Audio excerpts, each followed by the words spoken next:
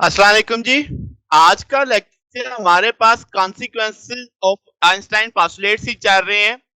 आज हम देखेंगे रिलेटिविस्टिक एडिशन ऑफ वेलोसिटी। तो इसको हम अलजेब्रा की मदद से फार्मूला बनाएंगे, बुनियाद देखेंगे कि क्या है। ये जो टॉपिक है बुनियादी तौर पे प्रूफ है जो आइंस्टाइन के स्पेशल थ्योरी ऑफ थे दो पोस्टुलेट, उसमें जो सेकंड पोस्टुलेट था कि भाई स्पीड ऑफ लाइट आपके पास हर जगह हर ऑब्जर्वर के लिए क्या रहती है, कांस्टेंट रहती है। तो उसको हम यहाँ पे बेसिकली एक तरह से प्रूफ देखेंगे उस बात का। तो शुरू करते हैं। इससे पहले जो दो आपने देखा, जब आपने रिलेटिविटी ऑफ टाइम को देखा, जब आपने रिलेटिविटी ऑफ लेंथ को देखा, तो लाइट की बीम को हम भेजते थे, जो एक ऑपरेटर्स हम यूज कर रहे थे सारे को समझने के लिए।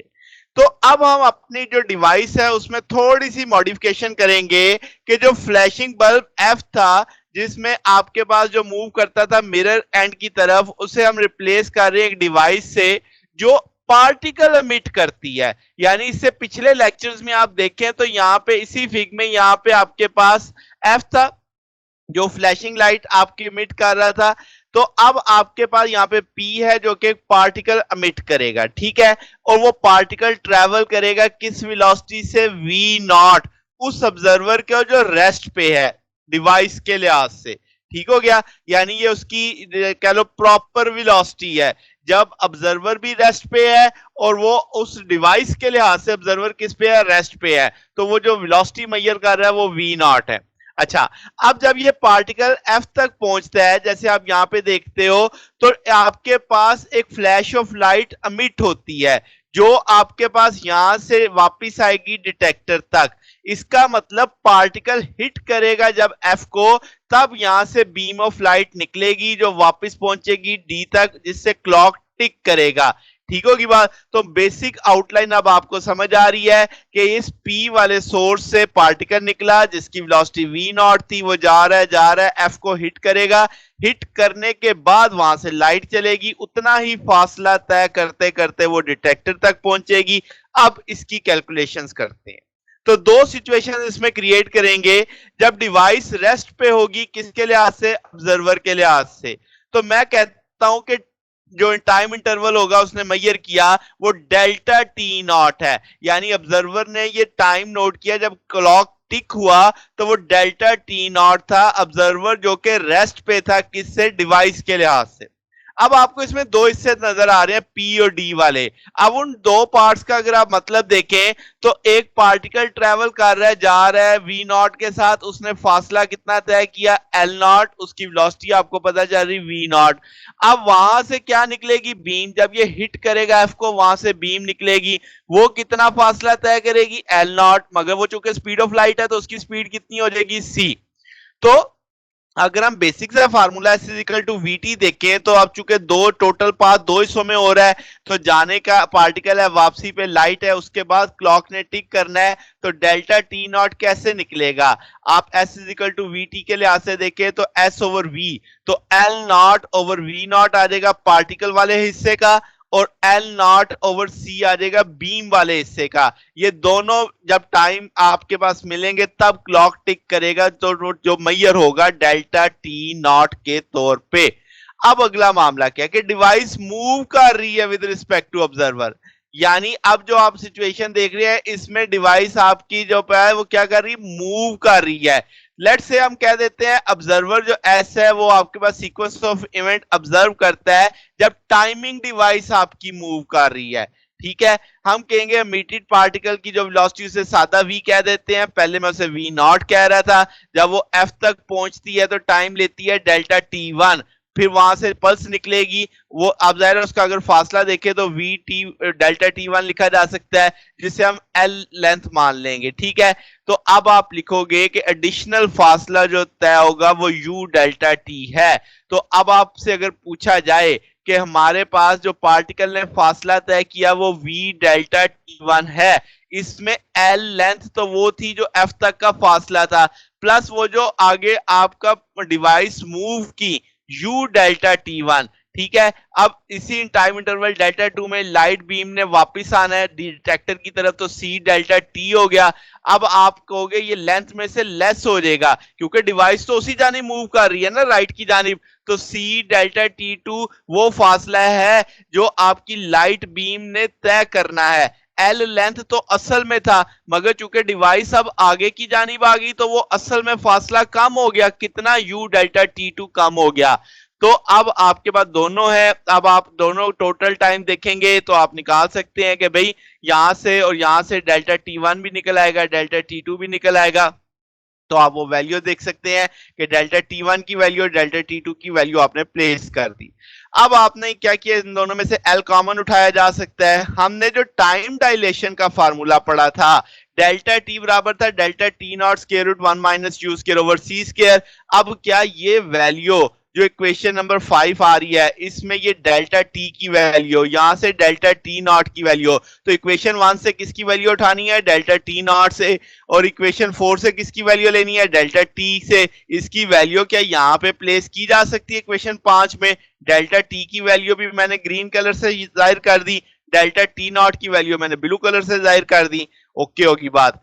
अब क्या है जनाब कि आपके पास ये जो डिनोमिनेटर में फैक्टर है, जैसे आप यहां पे देख रहे हैं, चलो उससे पहले एल की वैल्यू हमने पढ़ी हुई है, रिलेटिविटी ऑफ लेंथ में हमने पढ़ा था L is equal to L not one minus U square over C square. क्या ये वैल्यू इस जगह प्लेस की जा सकती है एल में शुरू में, तो मैंने इसकी वैल्यू प्लेस कर दी।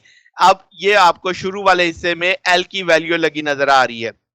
एल नॉट मैंने रेड में हाईलाइट कर दिया कि कट जाएंगे। ये जो सियान कलर में आपके पास ये डिनोमिनेटर ये इधर जाएगा, मल्टीप्लाई होगा, इसकी पावर भी 1/2, इसकी पावर भी 1/2, तो क्या 1 की सूरत में लिखा जा सकता है, तो ये फैक्टर बाकी बच गया। अब अगर मैं इसका एलसीएम ले लूं तो क्या आप लिख सकते हैं C square minus U square divided by C square, और ये सी स्क्वायर अगर मैं राइट पे मूव कर दूं तो इक्वेशन इस शक्ल में आ जाएगी आपके पास, यहां से सी स्क्वायर राइट पे चला गया। ओके हो गया।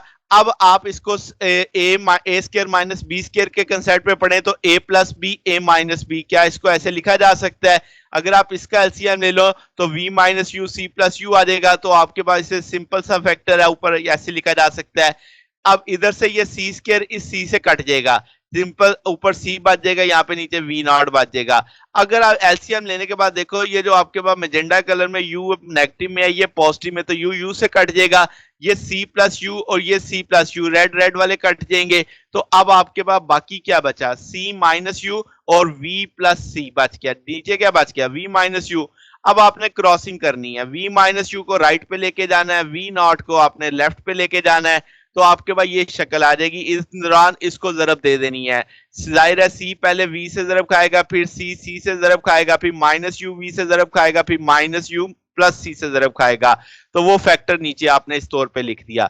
अब अगले हिस्से में इन दोनों को जरब दे देनी है, जब आप इन दोनों को जरब देंगे तो एक फैक्टर आ जाएगा इस तरीके से, दोनों साइड इधर वी नॉट को अंदर जरब दे दो, इधर सी को अंदर जरब दे दो, तो आपके पास यहाँ पे देखें बीच में इक्वालिटी है। इक्वालिटी है इस तरफ ये जो रेड कलर में फैक्टर है और इधर जो रेड कलर में फैक्टर है आइडेंटिकल है, साइन भी आइडेंटिकल है, तो कट जाएंगे। इधर ग्रीन कलर में जो फैक्टर है, इधर जो ग्रीन कलर में फैक्टर है आइडेंटिकल है, कट जाएंगे, रिमेनिंग फैक्टर ये बचेगा आपके पास।